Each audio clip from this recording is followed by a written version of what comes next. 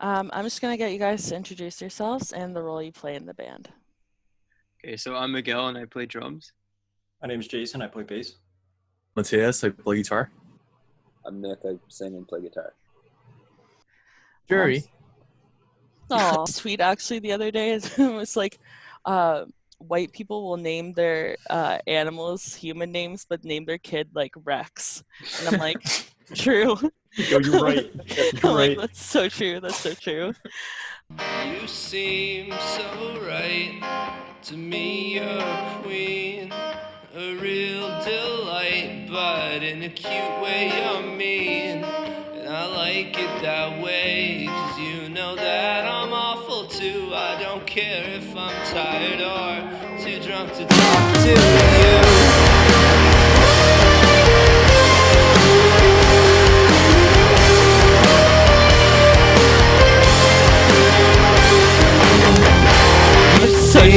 So right. Okay, so I'm gonna ask you guys the first question. The first question is, what have you guys been putting your energy into now that you're not gigging? I mean, we've been writing a lot of music, I feel. I think everyone's just been like sitting in their basements just trying to write shit and like make themselves productive. So Yeah, pretty much.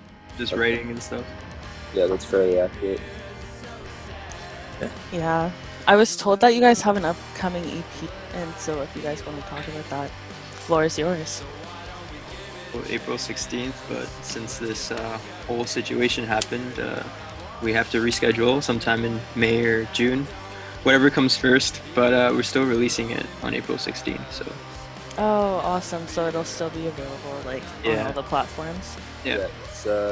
It's gonna include the 2 singles that are already out, and then 2 more songs. Nice. Nice. How long have you guys been working on it? It's been done for 3 months, 2 months, something like Oh, that. I'm pretty sure we've been playing like all those songs. Oh like, yeah, for- playing the song forever. for 3 months now, yeah. we've pretty much just been like live gigging the songs and then like actually releasing them on Spotify and music and such. well, I think it's a good idea to kind of like you have your songs written and you have it like recorded, mastered, whatever, but like to before you really like release it onto the internet streaming platforms, like to go out and actually gig the songs and see how like the response is in real life, like that's kind of more like I would say like rewarding in a way. Yeah, like for example, like one of our songs, Headspace, that we just released, it was totally different before, like a different song. And then we kind of like Nick like rewrote it, and then we decided to go with that for the EP as well. There's actually a version of the first rendition of it in like a Facebook Live video thing that we did. It's pretty cool. It's fun. It's different. How did it change then? What was it before? I don't know. I don't like to be very like cookie cutter with the way I write songs. Like like everybody uses the same chords and the same hooky kind of structures. So I wanted to make it a little different, a little bit more. Instead of like having it in a box, just like living outside of the box. Exactly. That's Yeah. exactly what the song's about. But yeah, that's really exciting, and especially like just because you've had this for so long, you're probably just like itching to get it out, so that way like you can like sit back and like kind of reward yourself for what you've done already, and then maybe work on to the next project, because that's all we can do. Yeah. Do you guys find it hard to like write and connect with each other while we're not able to like see each other face to face? It's kind of been the same. I don't know, we usually kind of write our own thing and then share it with each other online either way, because we don't live together, but we probably practice every few times, like a week or so beforehand we have a show or something. So It is much easier to pull stuff together when you have everyone in the same room.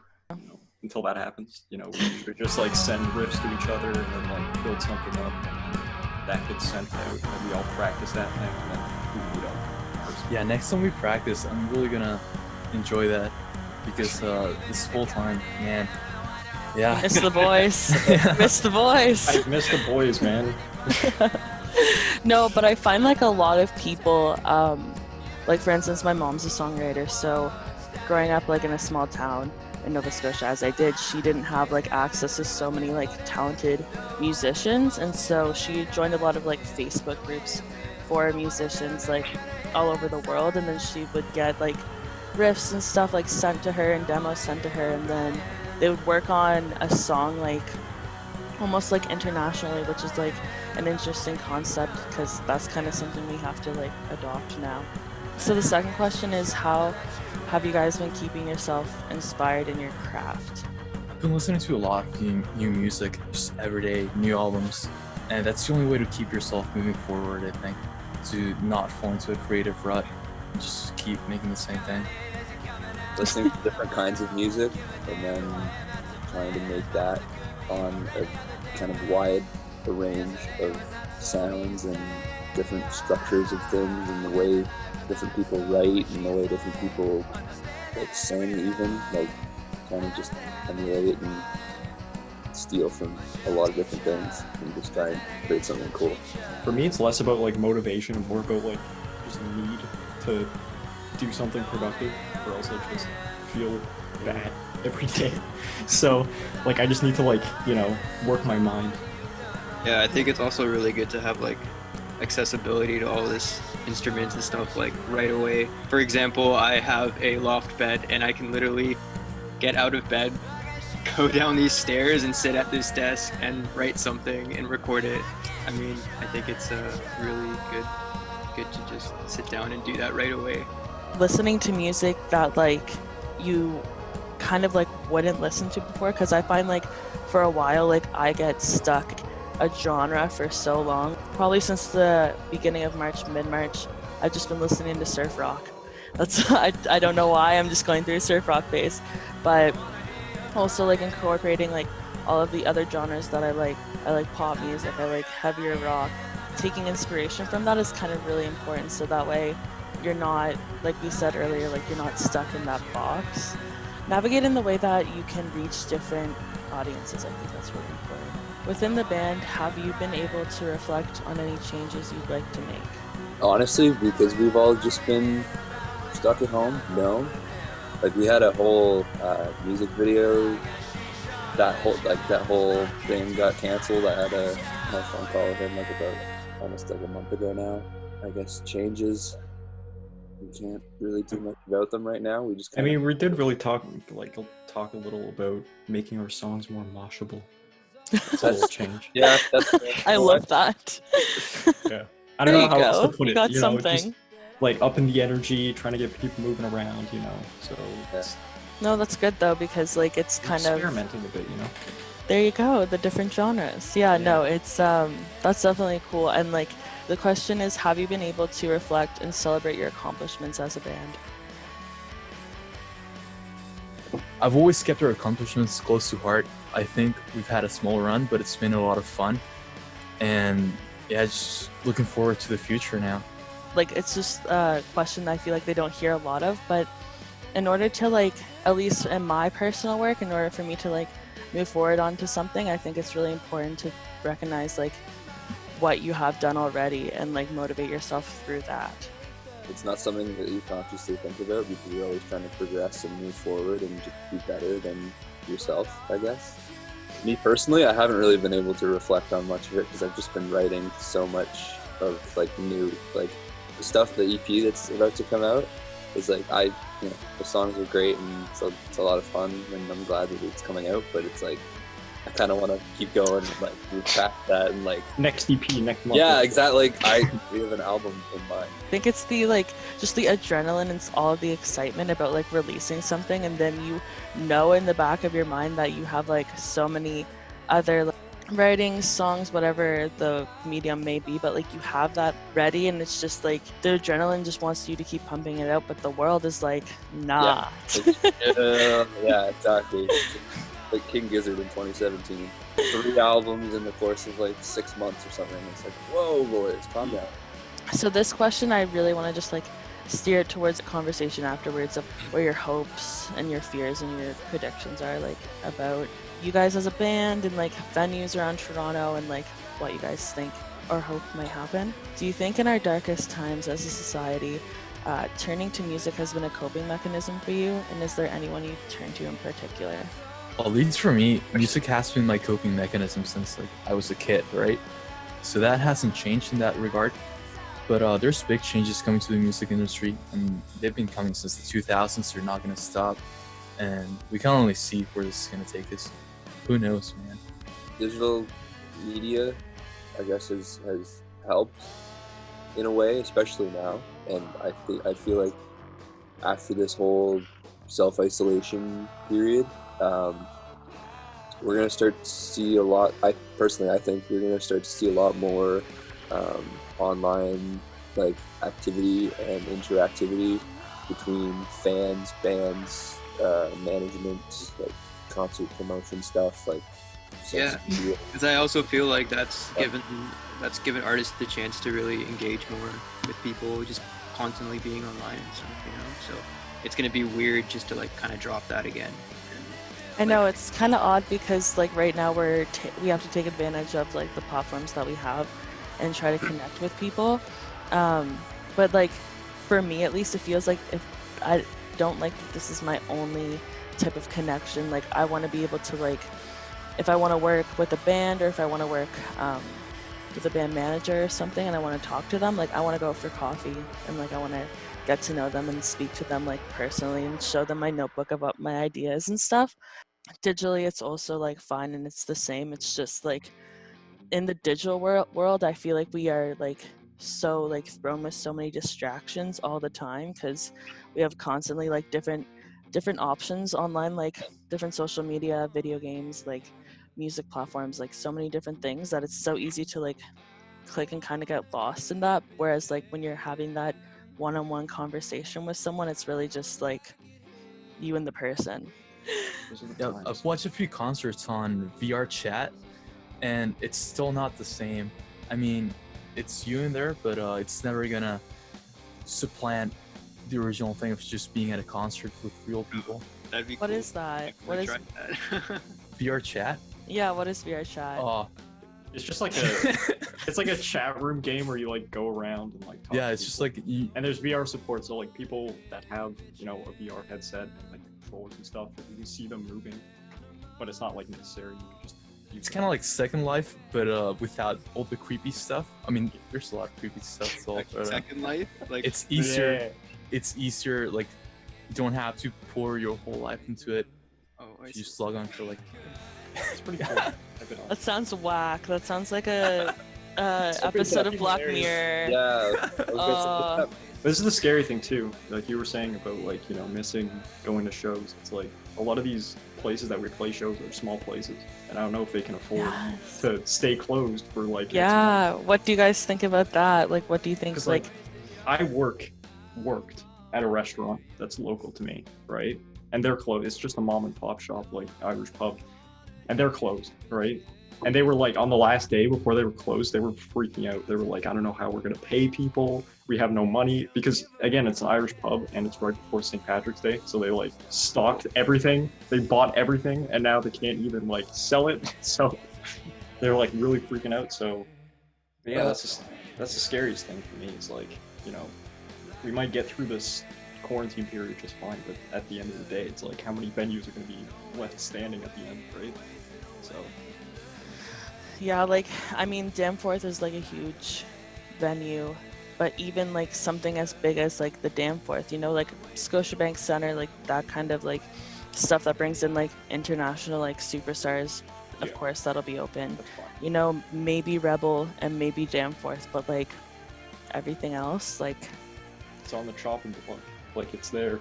You know, it's really scary. You know, I don't want to Yeah. lose those venues. Most of these things wouldn't be a problem if there was still like a big community of like underground bands that were still going to each other's shows, and I don't see that as much. At least like for example in the punk side, you have in the 80s like all these small bands getting together and just playing empty warehouses, right? I don't see that anymore, and I think that's the thing that could come back if all these venues close, right? So true. That'd be so the sick. true nature and spirit of DIY. Raves. Yeah, Oh yeah. DIY. that's sick. I've never Make it heard of happen. that before. That's what happened in the 80s in Toronto. Not in Toronto, but maybe in like LA, DC, yeah, all those funk bands started like that, right? Just like finding empty warehouses and like plugging everything. That's so sick. Yeah, DIY, That's so man. sick. Man. Velocity. People probably skateboarding in the background. And Yeah, they were all skaters too. fires and I'm down. a I'm whole kidding. lot better. If that's what's gonna happen. This dystopian future. Honestly, like I feel like that's a huge thing that we're kind of like realizing because we've been so reliant on like technology and like social media and that kind of stuff that now like just you saying like it might go back to like the 80s of the DIY venues, like a lot of things might just go back to that, you know? I'm okay with that.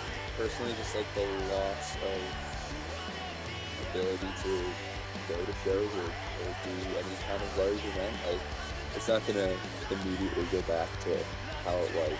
Like there's gonna be some kind of Fair. There's gonna be like a lingering fear for a while after this event. So there's less people gathering. It's weird. It's weird because like when this thing happened, you kind of like stopped and you got like left with what fans you've grown already, you know. So you're kind of like stuck with the fans that you've already like gained. And when you go back, you're not going to be any more bigger, more active, or whatever. You know, you got to start. You got to start again, kind of. This is why my point to what you're saying, Miguel. This is why my point earlier of social media is so much more important now and probably going forward in this whole kind of entertainer and like arts kind of world. Like people Yeah. self-promoting themselves. 'Cause, yeah, maybe locally might not be an option for a lot of time. I mean, we're not lucky to be experiencing this, but we're lucky to have the access to social media like we do. Even though, like, I've heard when you sign up with Apple Music or Spotify, like, you don't gain that much money. Like, but at the same time, like, because we can't go to shows, like, we can still listen to music, still, like, experience that. This is where people could just find a great way to stream shows.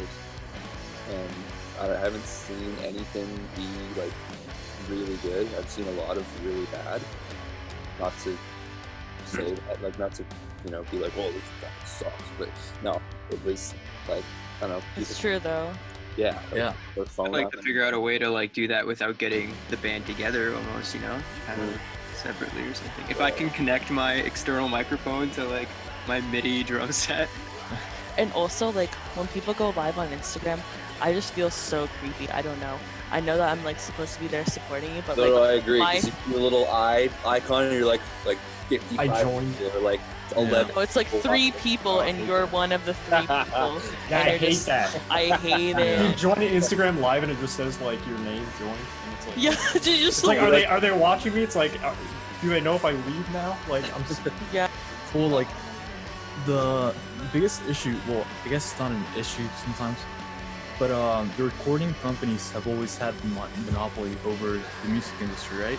And if we're switching over to the internet, it's Facebook and Google that are going to have the power over how music is distributed, right? And Spotify. So it's up to those companies now to see how we consume music. That's going to be interesting to see how that's going to go, right? that's fair. I second that, yes. For sure. Like, younger labels are definitely, like, small indies especially are excellent for right now for startups and all that kind of stuff. I think what Mateus is pointing at is like everybody's hand being in to the streaming services, and I guess them kind of owning, for example, using Spotify as an example, major record companies having a hand in the streaming services and the profits of Spotify as an entity, even when their artists, for example, some of their artists are not, like, some of the income they're generating isn't from people on their roster. So it's like an entire conglomerate of like music being like, I don't know, like let's use us for example. The 5,000 streams across all the songs we have put together, I'm gonna guess, probably amounts to like a couple cents. That's how it is. The percentage of artists that are like that out there, like that is just, it's all being an unfair route. If you're signed to like a record label or something and they're linked with like Spotify, would they get more of like a revenue from the streaming of your songs than you actually receive them. Absolutely. Also, to add to that, it is a lot of the times the case that the record company owns the recordings and the rights to that, and you get the money from playing live. But now that people can't play live, the only money that's coming in is through the recording, right? And that's not a lot of money. It's true. Like, I mean, we were talking about the internet having an impact on, especially, well, obviously now, but like, since it's been invented, you know, the internet having a huge impact on the music industry. It's like, there's just so many bands now that like, nobody makes money anymore. Like, that's just how it is. There's just way too much music for you to be able to like, get discovered and then get signed and then like play, you know, new places and shit. That just doesn't happen anymore. What really, like, I find, at least for me, like, encourages me is the community and, like, surrounding yourself. Like, I've found, like, when I go to shows, like, I don't just meet musicians, I meet, like, graphic designers, I meet filmmakers, I meet, like, all of the kind of people. We're all under the same umbrella of, like, what we're interested in. The community's better here, though. You know? Yeah. Yeah. The more money you make, the shittier the community gets in general. So, like, Yeah. you know.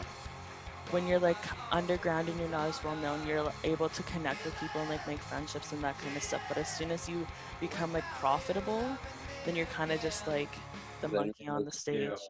Swimming pool of people just trying to rip it out of you. Now we have a rule: we don't swim with sweater puppies. You're like your own individuals. No, people aren't going to be swimming for us. We're not going to get to that point. I'm not going to. I wouldn't let it happen. Thanks, guys. I'm gonna figure out. Okay, let's just say.